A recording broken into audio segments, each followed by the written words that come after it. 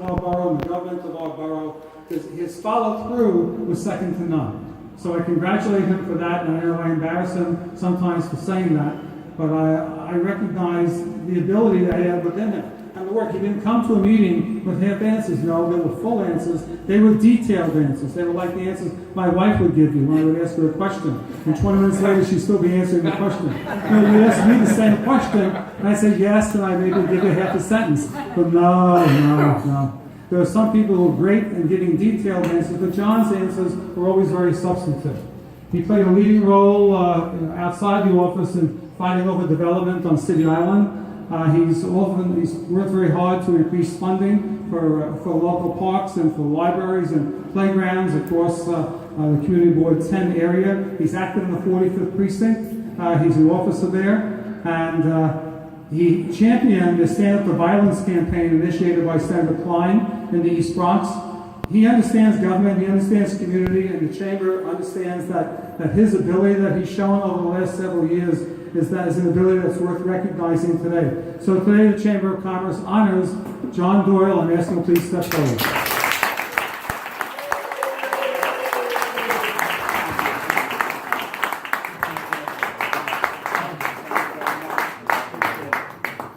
Thank you very much. I know some of you, I saw the eyes get a little wide. I just want to, one cue card, so I'm not going to keep you here too long. I know some of you worry about that. Just want to thank Bob, as always. And Bob, you never embarrass me. And something that I promised that if I'm successful on my next endeavor, I'm going to hire Bob. And Bob's going to have one role. It's to show up to events like this and introduce me, because he does a better job than anyone else.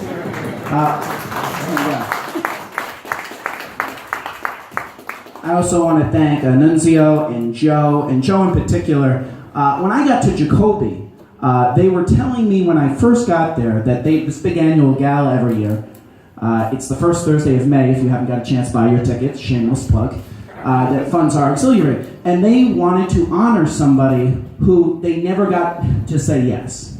And they built this guy up, and he was so successful, and really transformed the landscape of the Bronx. And I asked them in front of me, I said, who is it? Now, Joe Kelleher. And I've known Joe a very long time. When I worked for Jeff, we used to be in the lunchroom together, and he's always been a great guy, very approachable. And I just called him up one day, and he took the call and said yes. And after that, I want to thank you, Joe, because you made me seem far more important than I actually was, and I actually am.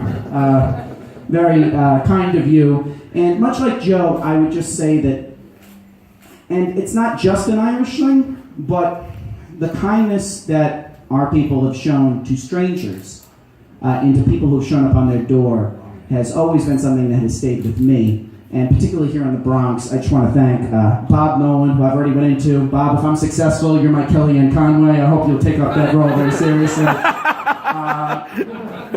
Joe McManus, Jim McQuaid, Pete Sullivan, and someone Nunzio and I were talking about a little bit yesterday actually. Virginia Gallagher, who's recovering now, and I know we're all thinking of her, wishing her well, City Island's own. She said more comebacks than Michael Jordan, more retirement parties than Cher. And let me tell you something, when she was in the ICU at Jacoby, she was taking calls and calling the shots from there. So I want everyone to know she has every intention of coming back. Also, I want to thank my parents who were here today. My mom, most tough and resilient person I've ever known, much like the Irish Heritage have all. And usually I doubt on my mom for a while, and there are going to be many more events where I'm going to do that. But also my father, because my father particularly instilled in me about our Irish heritage. My grandmother immigrated to this country, so he's first generation. The bravery, the resiliency, and the kindness of our ancestors, and that character is more important than means.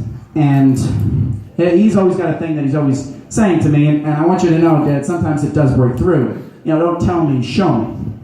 And my father, believe it or not, and I know the editors of the Bronx Times Reporter here, my dad gets off a little while early on Fridays, and he would go home and know I would be in the paper, so he would read that Bronx Times through and through. And as Laura or John will tell you, by the time the paper goes to bed on Wednesday to where things are on Friday, and many of these stories, the process has changed, and things are not the same as they once were.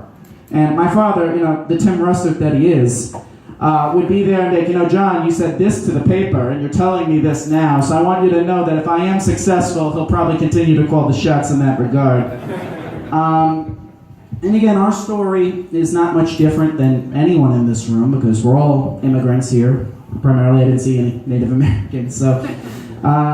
you know, my grandmother came over here, you know, she had to leave everyone and everything she ever knew.